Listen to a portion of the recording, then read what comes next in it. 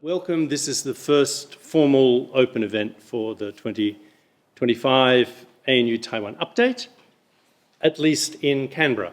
For the first time this year in 4 or 5 updates, we have taken this event elsewhere, and last week we were actually in Wellington in New Zealand, a city, not unlike Canberra, in the sense that it's the centre of government and the same kind of social makeup, a very educated population and so forth. Went extremely well. So it's great to be back at home and presenting this year's Taiwan update. The update is part of the ANU Taiwan Studies program, and the ANU Taiwan Studies program is supported generously by the Taiwan Government Ministry of Education. They've just funded us for another 3 years, so we're very happy about that and we're very grateful for that. And it's lovely to be able to have in our midst the Deputy Representative from Taiwan, Ray Zhenchen, and our representative of the Education Department as well here, so it feels very comfortable and supported and warm and friendly. So now it's my pleasure to introduce a good friend of mine, and my boss, Professor Matthew Tomlinson. Matt is Director of the School of Culture, History and Language here in the College of Asia and the Pacific. Matt is a socio-cultural anthropologist, and he studies the interactions of language, politics, and religion. Foolishly, I don't think he ever studied Taiwan studies, but it's still time, yeah? It's time, it's perfect. So I'd just like to ask him to take the floor for a few remarks. Thank you, Matt. Thank you so much, and it's fantastic to see a good crowd here tonight. I have to say, Paul House is a very hard act to follow. Typically, at the beginning of events at the ANU, we acknowledge country, but Paul has welcomed us to it, and so I just want to thank him for having given us such a formal welcome, because he truly is an elder, a custodian. He's also an artist. He's carved a beautiful glass didgeridoo, and he's also an officer at the ANU. He's in the First Nations portfolio. So tonight I want to thank you all for joining us for the 2025 ANU Taiwan Update. This is the university's opportunity each year to focus our attention squarely on Taiwan and consider the situation of Taiwan at present. I don't think it's going to be news to anybody that the world is in a very complicated state at the moment, perhaps even chaotic, and we know that Taiwan, like all societies, is finding its way through many, many multiple paths. We know that globally, we all face shared challenges of the world becoming a less predictable place, with shifting landscapes of power, polarized politics, a planet that is literally warming up beneath us, and then the rise of new communicative technologies such as AI. All these things at once can be a bit overwhelming. And as societies, we need to make difficult decisions about how our best path forward looks, but we also know that we don't know what's at the end of those paths. So in finding a way to the future, different societies find that they need to balance the nature of all these uncertainties with deep knowledge of the legacies bestowed in the form of culture, history, and language. So tonight, and for this event, and for the update, it's all about Taiwan, Taiwanese culture, language, history. We know that Taiwan demands our attention. It's been buffeted especially by the volatile winds of history swirling around it. For this reason, when we talk about Taiwan, we need to focus rigorously on it. It's our sole object of focus. Of course, you can only see it in relation to other places, but we have to return it again and again to Taiwan for its own sake. So that's why we're here. That's what the Taiwan Update is all about. It's our annual venue for these discussions. And as Ben has mentioned, it's part of our university's Taiwan Studies program, and we are the only university in Australia with a dedicated Taiwan Studies program. This program is only possible thanks to the ongoing support from Taiwan's Ministry of Education and the Taipei Economic and Cultural Office here in Canberra. So sincere thanks, because without you, this literally wouldn't happen. We're really delighted because the Taiwan Update lets us bring the world's best scholars here for productive dialogues right here in Canberra, focused on Taiwan. If you've seen the program, you know the program this year is excellent. We've got presentations on Taiwan as a regional actor in the international order, a state dealing with the legislative challenges of democracy, an economy dealing with issues of energy security, and home to systems of indigenous knowledge. And if I can break from the script for a moment, I can say that's my training as a scholar of the indigenous Pacific. And for scholars of the Pacific, Taiwan is the homeland, because the great Austronesian migration came from Taiwan through Southeast Asia, through New Guinea, out to the whole Pacific. So the largest swath of land settled by any peoples all begins in Taiwan. So I'm looking forward to these various sessions. I know this will be the annual jolt of energy. This will be the space for dialogue. This is the big annual event for new ways of thinking about Taiwan and its people with a deep grounding in culture, history, and language.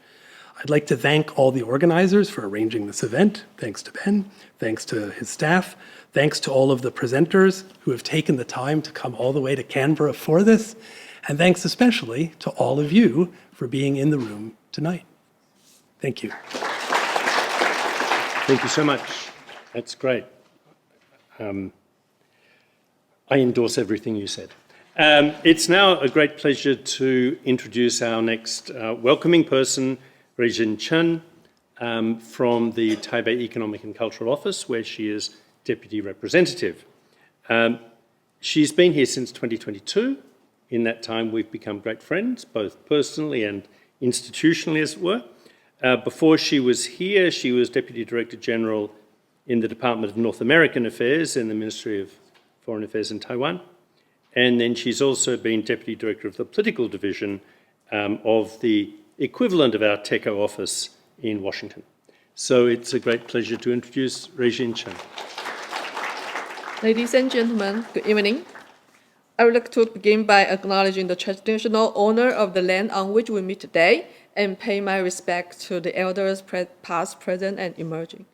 So today, I'm very honored to once again join you at the Taiwan Update program. This year marks the 13 years of the ANU Taiwan Study Program, and the annual event here, hosted by the CIW of ANU and also sponsored by Taiwan Ministry of Education. So I would like to express my sincere thanks to the organizer and for their dedication to advancing understanding of Taiwan through vigorous discussion, research, and exchanges on Taiwan-related issues. As the Deputy Representative of Taipei Economic and Cultural Office here, our mission is to foster closer ties between Taiwan and Australia. Over the years, the Taiwan Update has offered a wide range of economic activities for students, researchers, and also general public to gain deeper understanding of contemporary Taiwan society. So it is heartening to see this initiative expanding for the first time being held in Wellington, New Zealand just last week. And for here, this year's Taiwan Update takes place amid heightened challenges and uncertainty. Like the rest of the world, Taiwan is adjusting to new dynamic in international trade orders. We have been navigating the pressures of an increasingly complex geopolitical landscape, while we are also facing challenges on the domestic front. However, this is exactly why events like Taiwan Update are so important. They remind us Taiwan is defined not only by its external threat or coercion, but more importantly, by Taiwan's resilience, creativity, and contributions to the global community. Taiwan Update provides a platform for our friends in Australia to appreciate Taiwan in its full depth as a vibrant democracy, a hub of innovation and advanced technology like semiconductor manufacturing, and an inclusive society striving to balance tradition with progress. So through the program over the next 2 days, you will have a chance to gain new insight into Taiwan's politics, society, and culture. So I'm happy to have 4 outstanding speakers to join the seminar tomorrow, as well as a screening of an award-winning film talking about Taiwan's indigenous people, and thanks for the directors coming here. So together, I believe we can deepen our mutual understanding and strengthen the connection between Taiwan and Australia. So thank you for joining us today, and I wish you all have a fruitful and engaging Taiwan Update 2025. Thank you so much, Regine. Now, without further ado, we move to the main event this evening, our speech on our keynote address for this year's Taiwan Update. It's been given by a person who I didn't know personally before we met last week, but comes with a great reputation before her, despite her youth. I'm the one with the grey hair. She doesn't have grey hair. I can say that now. Christina Lai, who's giving the talk tonight, is a research fellow in the Institute of Political Science at Taiwan's premier research establishment, the Academia Sinica. Dr. Lai received her PhD from government, in government from Georgetown University in the US. Subsequently, she held a postdoctoral fellowship at Princeton. After that, she taught for some years at Johns Hopkins University in the States before returning to Taiwan to the Academia Sinica. She is, broadly speaking, an international relations scholar with particular interests in the famous US-China-Taiwan triangle, in foreign policy of China itself, East Asian politics, and various other matters in international relations, research methods and methodologies. She's been published in all manner of important journals. And so I would just like to ask her to come and take the lectern and give us her wisdom on Taiwan's economic statecraft and the future of the liberal international order. So, Christina, the floor is yours. Good evening, everyone. It's certainly my pleasure to share my works on Taiwan strategies in countering China economic coercion with the faculty, members, and research fellows at ANU. Right? So over these last decades, right, China has published country that has undermined its territorial claim and foreign policy objective with measures such as restricting trade, encouraging public boycotts, and cutting off tourism. Right? These coercive measures have caused significant economic damage to U.S. partners such as Japan, South Korea, Philippines, and Taiwan. So China economic sanction may also have a long-term effects on deterring and shaping the foreign policy interests that will go beyond this short-term economic loss. So my talk today wanted to highlight how Taiwan's response to China economic sanctions. Right? It will highlight how the agency of the medium-sized country responds to China's economic coercion in the shadows of great power competition. And the second part of my presentation will offer some of my initial thoughts on how to establish a trade pact in the Indo-Pacific region to counter China unilateral economic sanctions. And finally, I will address Taiwan's potential and contributions to liberal international order in the future of U.S.-Taiwan relations. Taiwan is really at the forefront of China economic sanctions and military provocation, as Beijing will not renounce the use of force against Taiwan independence. Right? But at the same time, the private business sectors in Taiwan have also heavily depended on the bilateral trade. They have a strong interest in maintaining stable China-Taiwan relations. Therefore, in my view, like China economic statecraft toward Taiwan can be best exemplifies the kind of the analogy of carrot sticks, right? And Beijing's use of economic coercion and a selective incentive might further shape Taiwan's future policy options toward China. Right? But as of right now, Taiwan's government has responded to China's economic pressure by diversifying its trade partners with investments in Southeast Asian countries to lessen the trade dependence on China. But still, I will have to say that it will still take quite a long time for Taiwan and the business sector to achieve such a structural change. As of right now, Taiwan still remains heavily dependent on China's economy, making it relatively vulnerable to China's economic coercion and political pressure. Right? So that's why I think by enhancing our understanding of how and under what condition economic coercion impact the probability of political conflicts or military provocation, I think scholars and practitioners in political science can effectively assess the current state of China-Taiwan relations. So let me just give you some of the previous example. Right?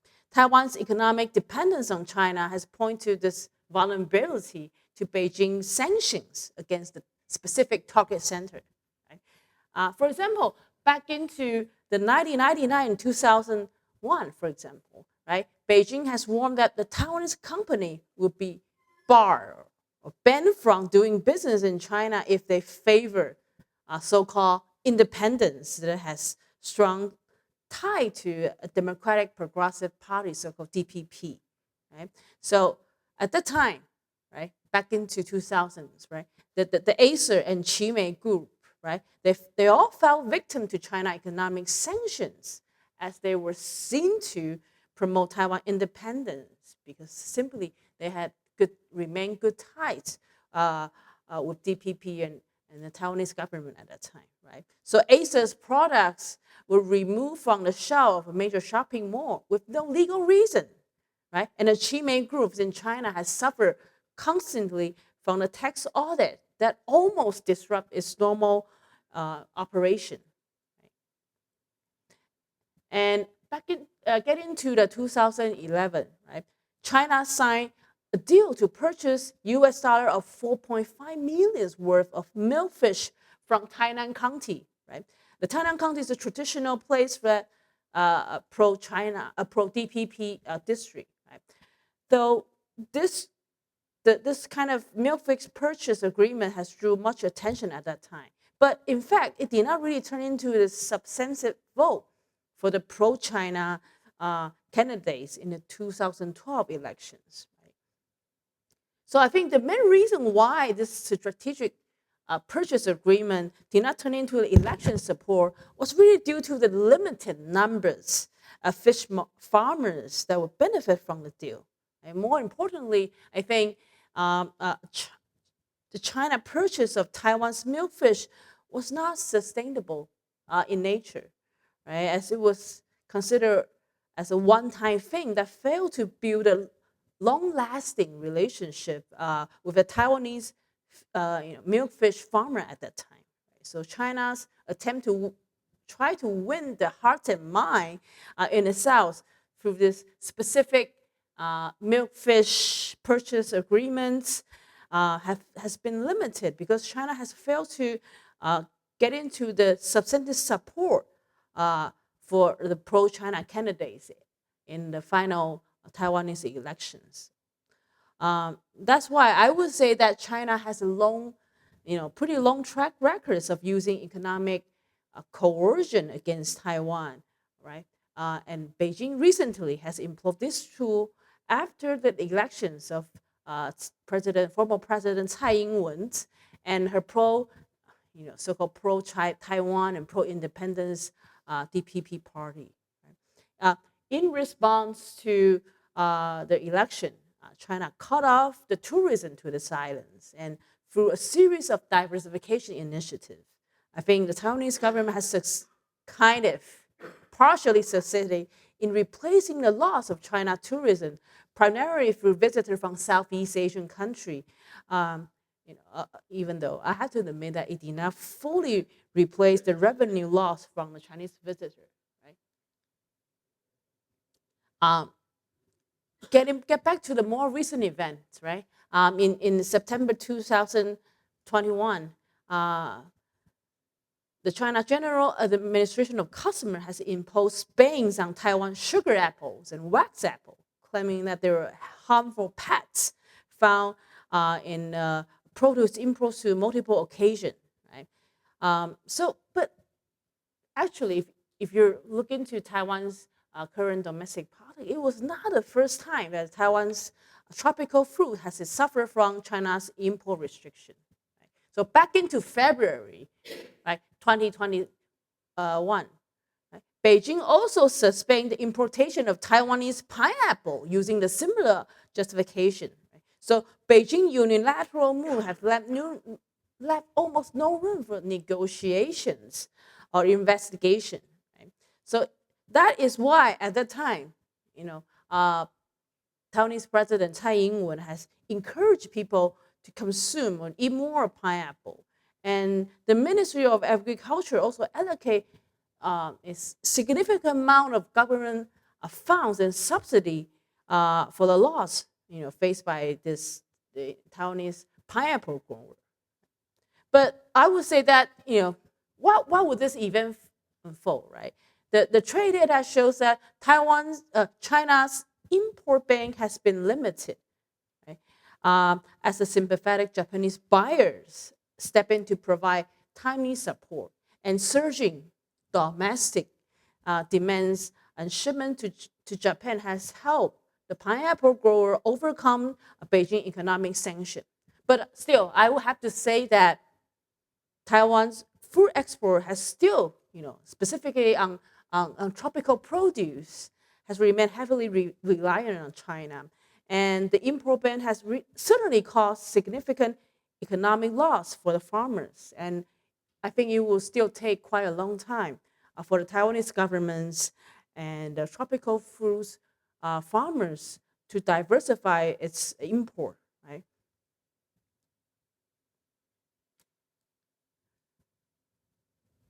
Finally, I'd like to highlight the case of tourism, which I think is a really good example of trade diversification.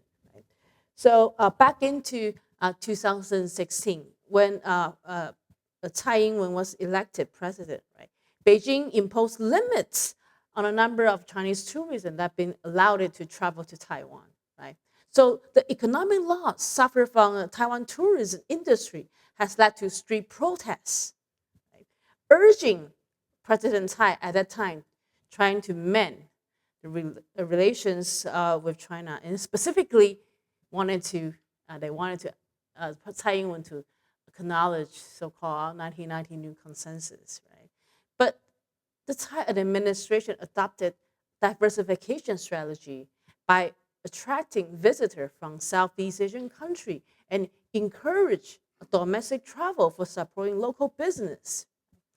Although this series of policy measures cannot really 100% completely offset the loss from the China tourism ban, Taiwan's tourism industry, starting from 2016, has gradually lessened its dependence on China tourism and expanded the clientele to be more diverse. Right? So the Taiwanese government, along with the tourist sectors, was able to execute a structural adjustments of a Taiwan domestic industry that was previously pretty heavily dependent on China tourism. Right? So let me give you a few specific policy examples. Right? In 2018, the Tourism Bureau offered a travel subsidy program to boost domestic tourism, and most of the travelers to like nature wonder sites that they can apply to both independents and group traveler, right? And for the tourists who stay at a local hotel or shop at a nearby night market can receive voucher for their trips. I think these are quite concrete and also beneficial, right? Policy measure for regular citizen in Taiwan. Right? So Taiwan's diversification strategy attempt to lessen the loss of the Chinese tourism by replacing them with visitors from a Southeast Asian country, also increase the incentive for the local Taiwanese traveler. Right? Specifically, it promotes Taiwan tourism to a Muslim visitor, as Taiwan has always been a culturally diverse place.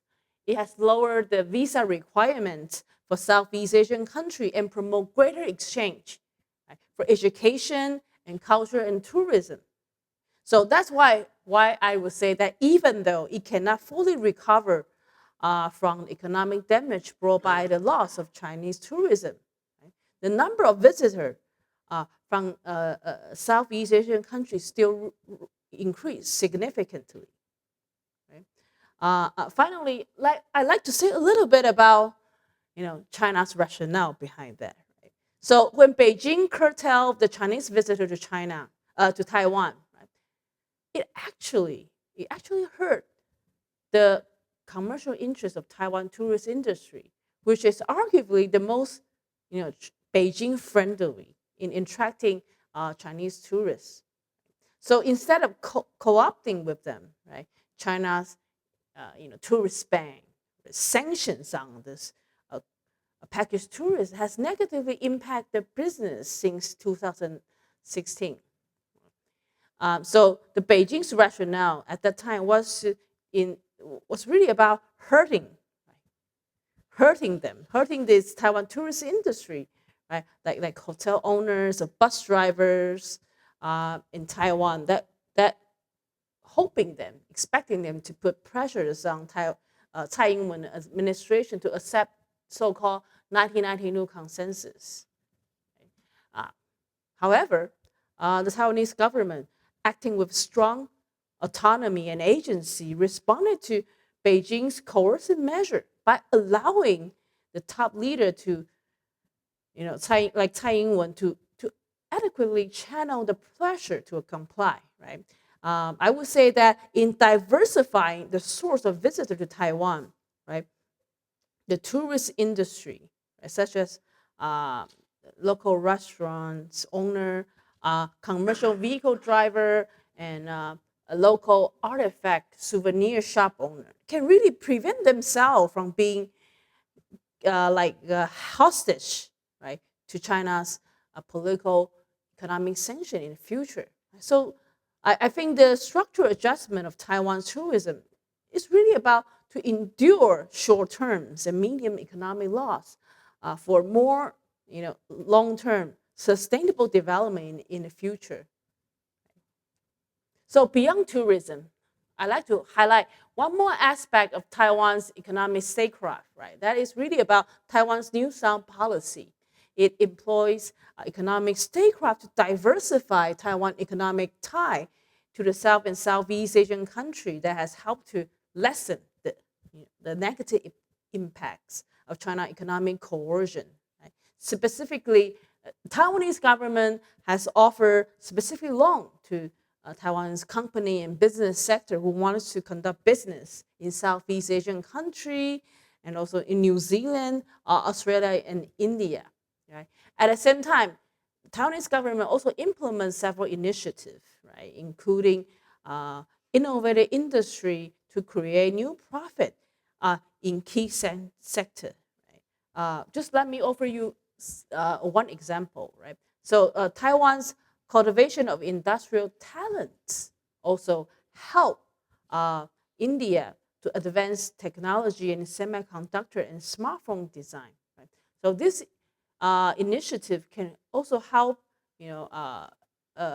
nurturing, right, or incubating industrial talents that can carry great potential to reach out to other Southeast Asian countries.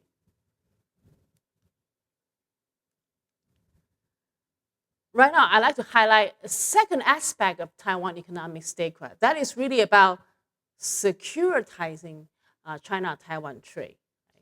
Taiwan's securitization strategy can trace back to the debates, over the 2010 Economic Cooperation ECFA agreement, so-called, right, ECFA there, right? That was, at that time, President Ma Ying-jeou thought to strengthen ties with China, right? So it was also at that time, right? Tsai Ing-wen, who was not a president in Taiwan, but the chairwoman of DPP, he adopted a pragmatic approach in assessing the long-term effects of deepening economic integration with China, right? In particular, her framing strategy was really about raising awareness among the Taiwanese public as to the potential costs and consequences of undermining Taiwan's sovereignty in exchange for ECFA. Right? Specifically, Tsai has stressed Taiwanese people need to understand the potential negative impacts of economic dependence on China, as they would not only make Taiwan more vulnerable politically, but also seriously undermine Taiwan's democratic governments. So when President Tsai and also DPP overwhelmingly won in the 2016 election, the Taiwanese government has actively addressed China's economic and security threats to the general public, and also about the most cherished values in Taiwan, which really about democratic rules and the liberal value, right? The Tsai administration certainly gained its legitimacy through securitizing China-Taiwan trade. Right? He was able to convince the general public at the time that over-reliance on China's economic could be detrimental to Taiwan's democratic system. Right?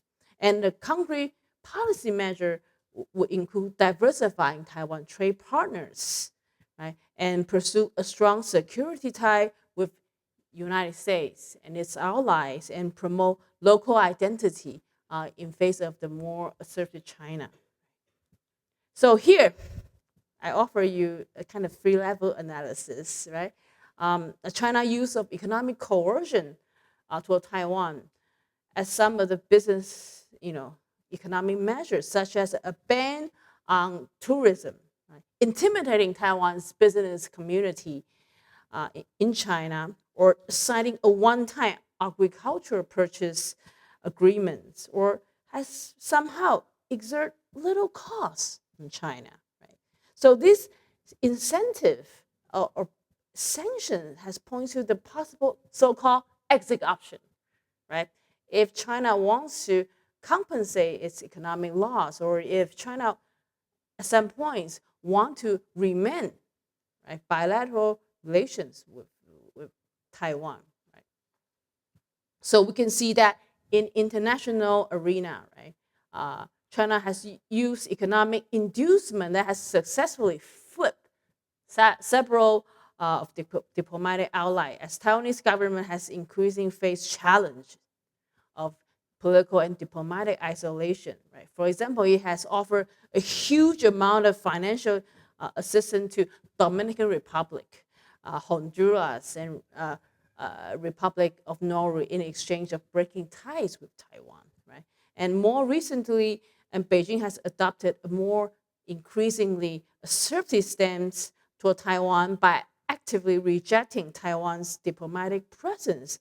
For example, in World Health Organization, like WHO, right, and International Civic Aviation Organization, so-called ICAO.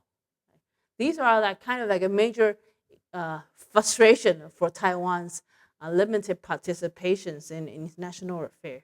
Right? So I'm just offering you kind of like a summary of my tentative observations of China's economic incentive and coercion against China, against Taiwan. Right? In examining this coercive measure, right, I offer a three-level analysis, and I find that the effectiveness, right, of China's economic measure varies widely. Right? So the first category, right, address China's use of coercive measure toward certain Taiwan business sector there. right? They have faced severe restrictions to conduct business in China with the threat of exclusion, right, from the Chinese market. And the second one focus on China economic sanction and selective, right, selective incentive in Taiwan, such as the reductions of Chinese tourist group or trying to open up its market to the agricultural produce from China. But in responding to China's restrictions on tourism, the Taiwanese government has made a structural adjustment to prevent a further China economic coercion and try to make a structural adjustment to the previous, heavily China-dependent industry. Right? The Taiwanese government, along with the tourist sectors, right, was able to partially compensate the loss of tourism revenue from other sources. Right? Finally, it's really about Beijing's coercive measure towards certain multinational company if they fail to comply with its preferred stand. Right? For example, a few years ago, right, it has ordered Marriott, right, the international chain hotel, Marriott website and booking application to shut down for a week as Marriott at that time apologized to China for treating Taiwan as a separate entity. Right?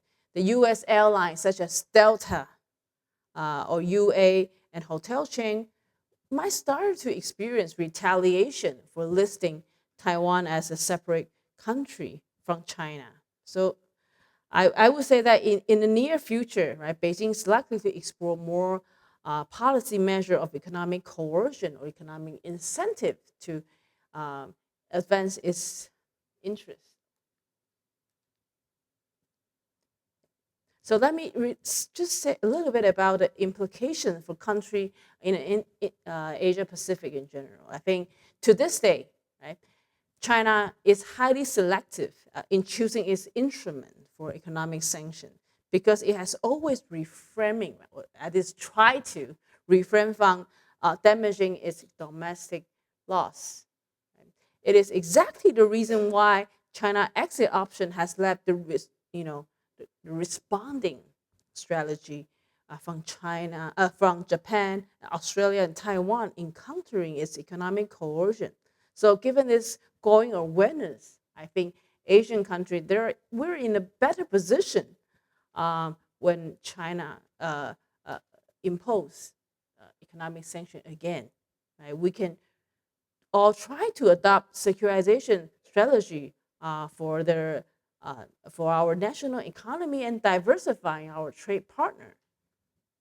So here, let me offer you some of my thoughts on how country in the Indo-Pacific region can really try to figure out a way to systematically counter China's economic coercion. Right?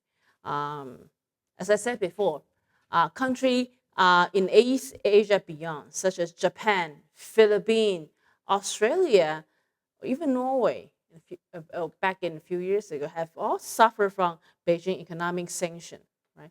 So from a long-term perspective, like policymaker, right, or analysis in these countries should really consider a collective, coherent or credible strategy to address China's challenge, as they have all, at some point, fall victim to China's use of coercive economic measure. Right? That's why I said, for example, in a hypothetical scenario, were Beijing to withdraw Chinese students from a targeted country, or Beijing threatened to do so, right?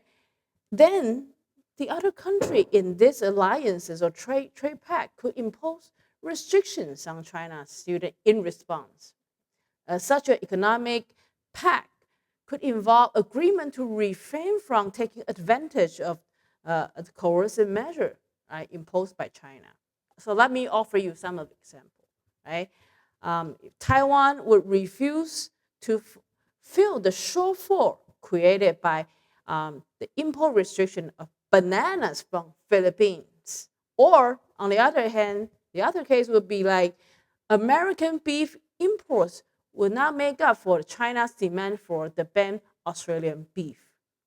So I think this trade pact might begin with Japan, Australia, Taiwan, discussing the mechanism of information sharing and potential response measure, right? And then can gradually expand it to other like-minded countries in the Indo-Pacific region. Right? Countries that are vulnerable to China economic sanction could really try, to build a resilience by different type with each other, right? Offering important alternative market in East Asia and beyond, right? For the example I just laid out previously, Japan's tiny purchase of Taiwan's tropical produce, right? It's a really good example to explore possible way of expanding the bilateral tie or expediting remedy, right? For the challenge resulting from China economic coercion.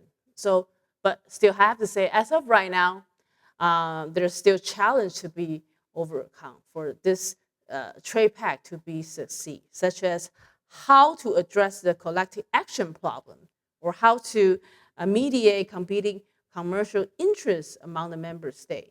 But still, I would say that the economic and security benefits of this kind of trade pact or trade initiative, right, outweighs the financial loss resulting from China's frequent use of economic sanction against any specific industry to certain country or certain industry over the long run. Right? So far, I have to admit that this kind of countering strategy has received no official backing, right, from the United States, Australia, Japan, the Philippines. But however, I would still say that by simply discussing on the procedure, policy coordinations, right, on risk assessments, and joint statements on counteract China's economic coercion, right, it's really a good way to go to help deter China possible future use of economic sanction. So let me end up with kind of a cheesy painting, right? So I think putting China coercive diplomacy in perspective really matters for China's neighbors. Specifically, I think scholars and policymakers in Asia have to differentiate the short-term and long-term impacts of China economic leverage. They should avoid making an overly alarmist or even dismissive view about China coercive strategy, right? That's why I think Taiwan's lesson, right, on Taiwan government, how to respond to China's economic coercion, right, shows that China's coercive measure has been quite limited in producing this long-lasting political outcome it has previously assumed, right? And over the last few years, Beijing will probably execute the series of economic incentive and coercive measures toward China and also Australia. Right? But the measure does not always achieve Beijing's desired outcome. Right? So just to be clear, there is no quick remedy or one-size-fits-all strategy to countering China economic coercion. Right? As sometimes the targeted country will have to take a long-term approach, such as structural, right, adjustments or sectoral reforms, or even taking to the case with WTO, right, to cover the economic loss. Right? But overall, I think in the long run, securitizing bilateral trade, securitizing strategy and trade diversification adopted by this country are the weapons or the power of the weak on countering China economic sanction. Yeah, so let me just briefly get to the second part of my talk about Taiwan's roles in liberal international order. Back in a few years ago, in 2021, U.S. Admiral, right, Philip Davidson, he's a former head of the U.S. Indo-Pacific Command. He said that, well, within the next 5 or 6 years or so, China will have the capability to force unification with Taiwan. And therefore, the risk of conflict between China and Taiwan will possibly involve with other countries in Asia. Right? The risk of conflict cannot be easily ignored. But however, I would say that such a geopolitical assessment is incomplete at best, as the United States and its ally has all failed to consider the alternative, right? The alternative way to include Taiwan in this newly established multilateral networks, right, and deterring China's military aggression at the same time. So, in order to achieve greater greater security, right, vis-a-vis Beijing, I think the U.S. and Taiwanese government have to work together and try to embed Taiwan into this newly established regional network in order to, get into fostering, right, the liberal international order. So the second part of my talk will offer a normative perspective on how Taiwanese government or how Taiwan in itself can contribute to the U.S.-led international institutions and Asian regional orders, and therefore can reduce the conflict with China. Right? I would conclude with some kind of policy recommendation for the United States and its security allies, and how to integrate Taiwan into this multilateral institutions in Taiwan. Right. So let me just begin by maybe some kind of cliche for the IR study or political scientists, right? We all know that China's rise in the 24th century certainly posed challenge and also opportunity for the United States and also for the liberal international order. Right? Scholars and policy analysis, international relation have engaged in the kind of really heated debates about the nature of liberal international order and exactly what it is to be upheld in the liberal international order. Beijing's economic coercion and military provocation toward Taiwan has made Taiwan really vulnerable and even make it to the next flashpoint in Asia. Right?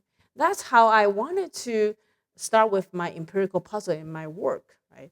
So my presentation today, in a way, wanted to challenge this conventional wisdom that Taiwan geostrategic values might lead to the conflicts between the United States and China.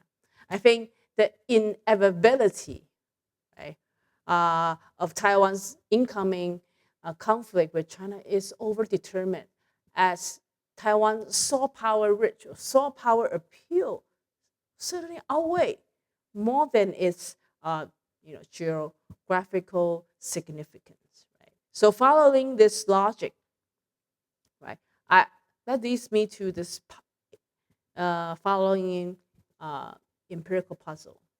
How can Taiwan, a liberal democracy in East Asia, contribute more to the resilience of the current international order? Right? Can the United States move beyond a bilateralism with Taiwan and maintain its competitiveness with China during this great power struggle? Right? And I think Taiwan's limited participation in international affairs, right, is really a missed opportunity for a liberal international order, and it also, might present a long-term risk for a global community if Taiwan continuously get isolated to some of the key issues in international politics. So for those who are not really familiar with the definition of liberal international order, right? So that can offer you some kind of overview on what's the current perspective on liberal international order. Right? The United States and its Western ally has jointly set up international institutions after the World War II, and these were supported by majorly liberal ideas such as democracy, the free market, and the rule of law. However, the U.S. effort to uphold the liberal international order has encountered increasing challenges from authoritarian countries such as China and Russia, right? As they often try to pick and choose, right, the existing rule to their advantage, right? So if we kind of zoom into the context of China-Taiwan relation, realists, right? Realism from international theory will probably argue that China, with its rising capability and military modernization, right, will certainly try to take control over Taiwan and exert greater influence in Asia and beyond in near future. Right? Therefore, that's why some of the scholars and the political analysis, they hold a rather pessimistic view with Taiwan's autonomy and security, and also for the liberal international order. Yeah. They will both deteriorate significantly, right? Even with the help of the United States. Right? On the other hand, that the liberal international order has also fostered the unprecedented cooperation, right? A coordination among the country in Europe, in East Asia, and North America. Right? That is the things that we cannot really ignore over the last few years. So the concept in itself, right, the concept of liberal international order, is certainly a highly contested one. Right? But as of now, like my talk today, wanted to offer kind of like the baseline understanding, or the common sensual understanding of the liberal international order. Right? I would say that states and non-states order actors follow rules and norms and legal procedures in conducting international affairs. Right? So the rule-based aspect, right, is really a essential part of the Asian regional order. Right? Then that is why I think the future of Taiwan, right, about Taiwan's possible contribution to the Indo-Pacific regions also really depends on the resilience of the liberal international orders, right?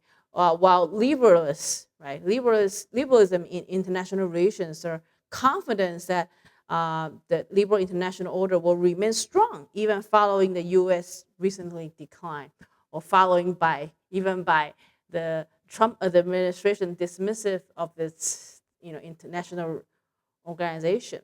Right? There are some scholars that are also getting a more critical view about the question whether the liberal international order ever being liberal at all, right? And then still others will suggest that some kind of new form or alternative institutional setting might emerge to regulate the economic affairs and global politics, right? But regardless of this diverse viewpoint, right?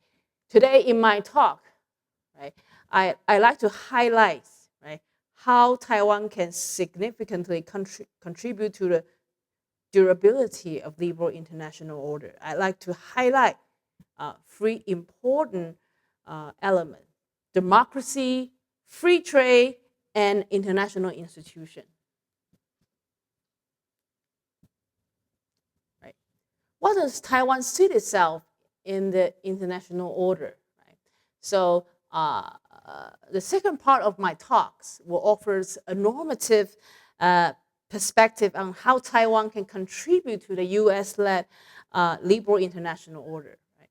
I will argue that specifically, right, if Taiwan were integrated into the multilateral institution in Asia, the chance of conflict, right, the conflict between China and Taiwan would be significantly reduced.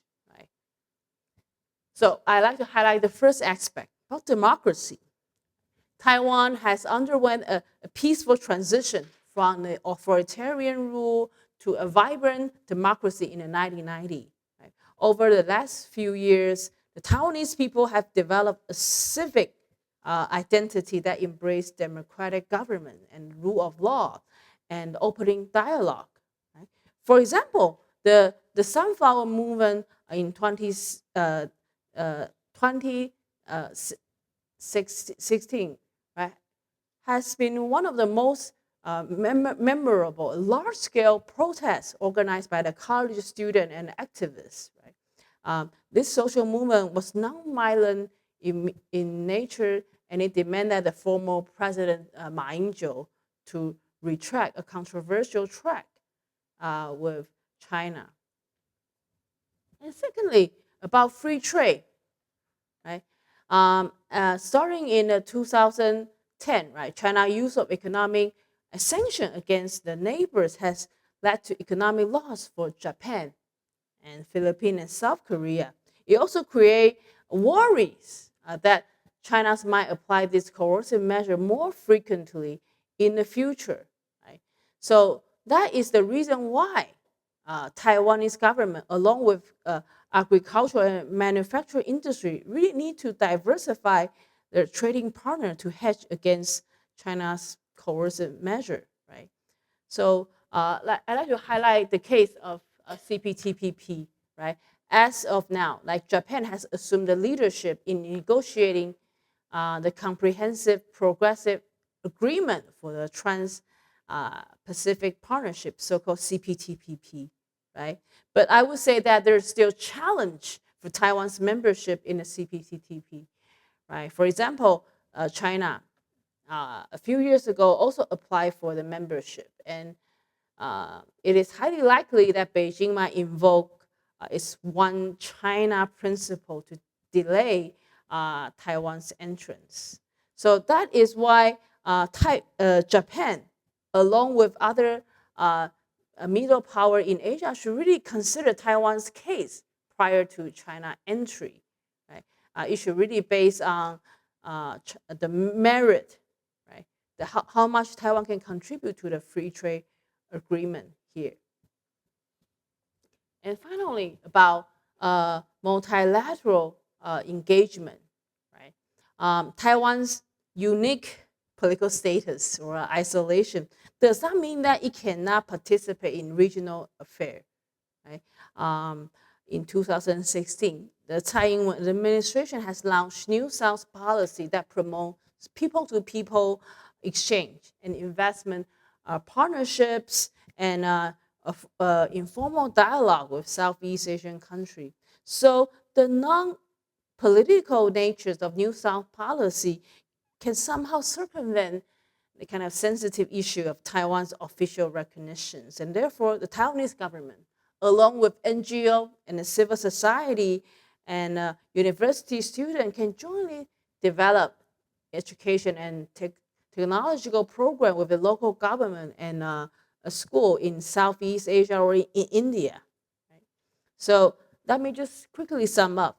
As of now, I think democratic consolidation, right, promoting free trade and implementing people-centered diplomacy, these are the three key features of Taiwan's agenda. Right? I think that is how I want to showcase Taiwan's potential to the future international order. So let me just say a little bit about policy implication. Right? What do I think about the U.S. government and its current political arrangement with Taiwan? Right? As of right now, I think the U.S.-Taiwan relation has been regulated mostly by Taiwan Relation Act. Right? This is a piece of domestic legislations in the United States. Right? But I think there's a lot more the U.S. and Taiwan government can do together. Right? They both can work closely together to develop greater deterrent capability to address China's assertiveness. Right? I would say that military capability, right, high-profile arms sale, is only one part of the solutions, right? But I think the even more urgent but mostly neglected aspect is really about how the United States strengthen the rule-based order and promote Taiwan's substantive participation in international organization. Right? So that's why I want to highlight how Taiwan can contribute to the rule-based order and the future of U.S. Taiwan relation. Specifically, I think the United States should really take concrete steps to secure bilateral relations with Taiwan. Right? For example, I think Taiwan can be included as a dialogue partners of the quadrilateral security dialogue, so-called Quad, right?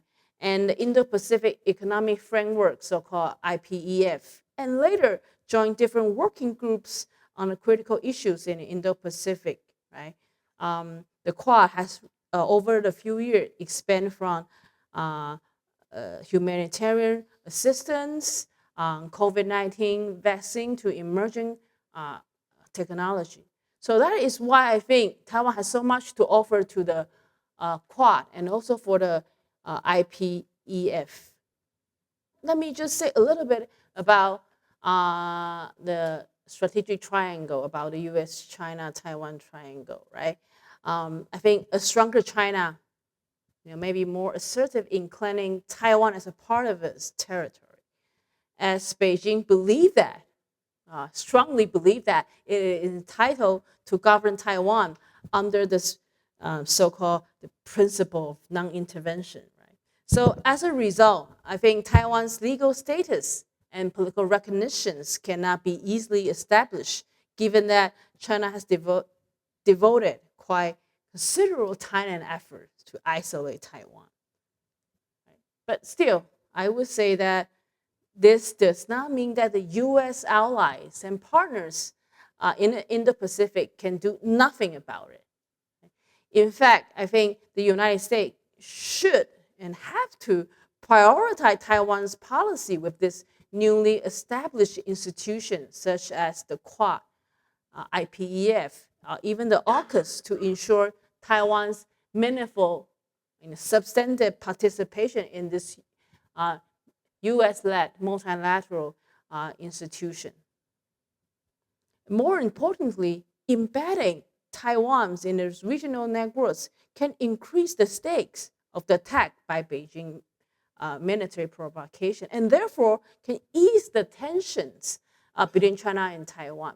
So moving from bilateralism to the multilateral setting, right? Multilateral engagement in Quad, in AUKUS, right, in IPEF, right? It's really, to my understanding, a feasible and desirable path for the United States government to follow in defending Taiwan and also maintaining the future of the liberal international order. So ever since China launched major reforms in its domestic and international policy in the 1970s, it has certainly gone through significant rise in its economic developments and military modernization. Right? This has led to both academia and policy circle about whether China will pose a threat to the United States and its regional allies in Asia. Right? More importantly, I think Beijing will probably likely to explore more options, to apply economic coercion to maintain its foreign policy objective and to try to advance its national interests.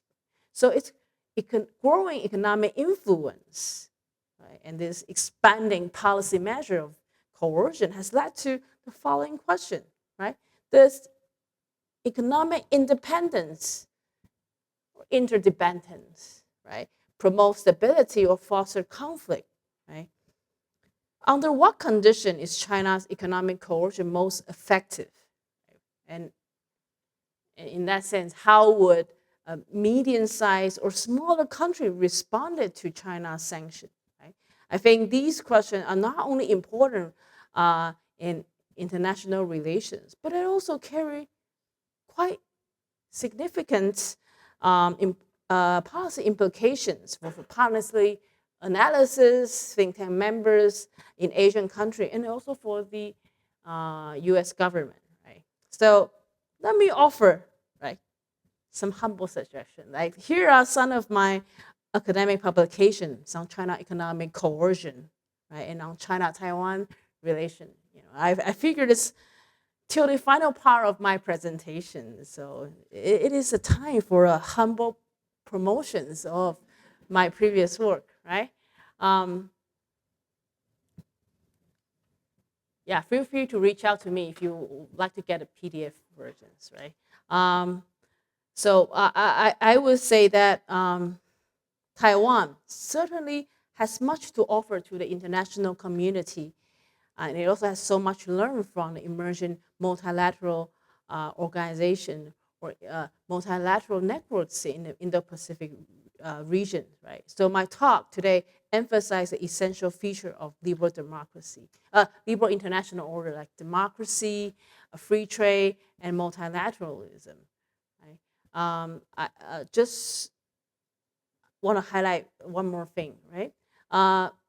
China frequently military intrusion into Taiwan's airspace and naval exercise, right? And its constant effort to isolate Taiwan, they are certainly of serious concern, not only for the regional stakeholder, but also for the United States and also for the Australia, right? So that's why I think U.S., along with its support for allies and partners in the Indo-Pacific region, has this political influence, and really should think about the series of regional initiatives to promote Taiwan's participation and stabilize China-Taiwan relations, and finally regain the strength of liberal international order. Right? I think that a provocative posture led by the U.S. and its security partners in Asia and beyond can not only stabilize China-Taiwan relations, but also maintain the resilience of liberal international order in Asia and beyond. Right? So finally, I'd like to thank Dr. Penny and Nancy and our TECO office for inviting me to this such a wonderful event. Right? I look forward the exchange of ideas and comments and later. Right? Thank you.